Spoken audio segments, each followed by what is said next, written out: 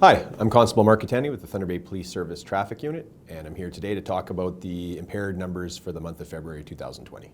We had an increase of over 100% from February 2019 to February 2020 as far as impaired drivers go, and that's total. That doesn't even take into account just the drug impaired drivers. In February 2019, we arrested and charged 14 people for impaired driving. Of those 14, only one was for drug impaired driving, meaning the other 13 were primarily alcohol related arrests. This year, we arrested 29 impaired drivers, 11 of which were drug impaired.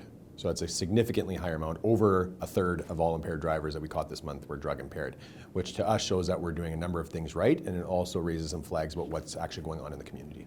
Well, we can look at it from a couple of different ways on what's contributing to the rise in numbers. From our standpoint, we can look at it as a positive sign that the investments we're making into training and technology are paying dividends. We've increased the number of drug recognition experts that we have in our service by more than doubling the amount that we have here, which helps us in performing more evaluations. We've also increased training to frontline officers in the use of standardized field sobriety testing, which is a method of detecting whether an individual is impaired by any substance, whether it be alcohol or drug.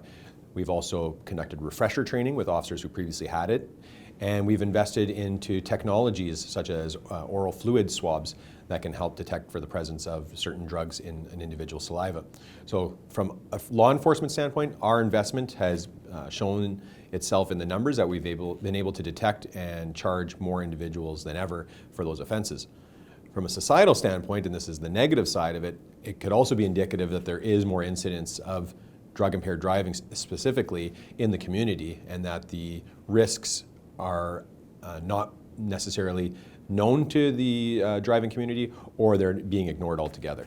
We want to remind everybody that there are lots of options out there to get home safely after a night of socializing, so please be aware of them and exercise one of those safe options. There are lots of alternatives. Also, we want to thank the public for their calls for service about possible impaired drivers. Don't hesitate if you suspect somebody to be driving impaired to call 911 and let the police know right away.